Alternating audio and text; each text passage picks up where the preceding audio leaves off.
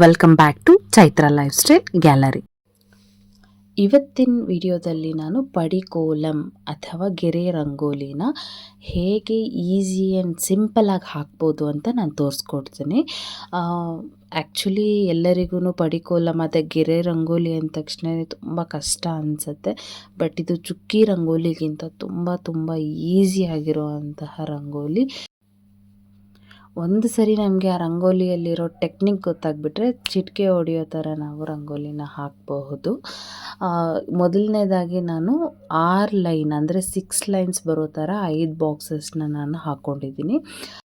ಒಂದು ಲೈನಿಂದ ಇನ್ನೊಂದು ಲೈನ್ಗೆ ಕನೆಕ್ಟಿವಿಟಿ ನಾವು ಹೇಗೆ ಕೊಡ್ತೀವಿ ಅನ್ನೋದಷ್ಟೇ ಮೇನ್ ಇಂಪಾರ್ಟೆಂಟ್ ಈ ರಂಗೋಲಿಯಲ್ಲಿ. ವಿಡಿಯೋದಲ್ಲಿ ನಾನು ಹೇಗೆ ತೋರಿಸ್ತಿದ್ದೀನಿ ಹಾಗೆಯೇ ಸರ್ಕಲ್ ಶೇಪ್ ಬರೋ ಥರನೇ ನಾವು ಒಂದು ಗೆರೆಯಿಂದ ಇನ್ನೊಂದು ಗೆರೆನ ಲಿಂಕ್ ಮಾಡ್ಕೊಳ್ತಾ ಬರಬೇಕು. ಅದು 4 ಕಡೆನೂ ಸೇಮ್ ಅರ್ಧ ಚಂದ್ರ ಥರನೇ ಎಲ್ಲ ಗೆರೆಗಳನ್ನೂ ನಾವು ಕನೆಕ್ಟ್ ಮಾಡ್ಕೊಳ್ತಾ ಬರಬೇಕು.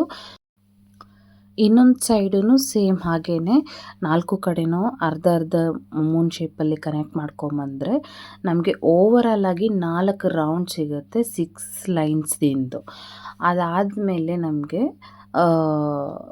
ಏನಂದರೆ ಕಮಲದ ಶೇಪ್ ಹಾಕ್ಕೋಬೇಕು. ಅದು ನನಗೆ ವಿಡಿಯೋದಲ್ಲಿ ರೆಕಾರ್ಡ್ ಆಗಿಲ್ಲ, ನೀವು ನೋಡ್ಕೊಳ್ಳಿ. ಇಲ್ಲಿ ಮಧ್ಯದಲ್ಲಿ 2 ಲೈನ್ ಇರುತ್ತಲ್ವ, ಆ 2 ಲೈನ್ನ ನಾವು ಕನೆಕ್ಟ್ ಮಾಡಿಕೊಂಡು ಹಾಗೆ ಬರಬೇಕು. ಸೊ ಅಲ್ಲಿ ನಮಗೆ 3 ಲೈನ್ ಸಿಗುತ್ತೆ. ಅದಾದಮೇಲೆ ಕಮಲನ ನಾನು ವಿಡಿಯೋದಲ್ಲಿ ತೋರಿಸಿದ್ದೀನಿ ನೋಡಿ, ಅದೇ ಥರನೇ ನೀವು 1 ಬೈ 1 ಈ ಕಡೆ ಪಕ್ಕದಲ್ಲಿರೋ ಲೈನ್ಗಳಿಂದನೇ ಒಂದೊಂದು ಲೈನ್ ತೊಗೊಂಡು ಕನೆಕ್ಟ್ ಮಾಡ್ಕೊಂಡು ಬನ್ನಿ.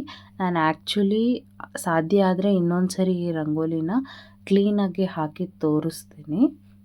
ಓವರಾಲ್ ನಿಮಗೆ ಈ ರಂಗೋಲಿ ಹೇಗೆ ಅನ್ನಿಸ್ತು ಅಂತ ಕಮೆಂಟ್ ಮಾಡಿ ಹೇಳಿ. Thanks for watching.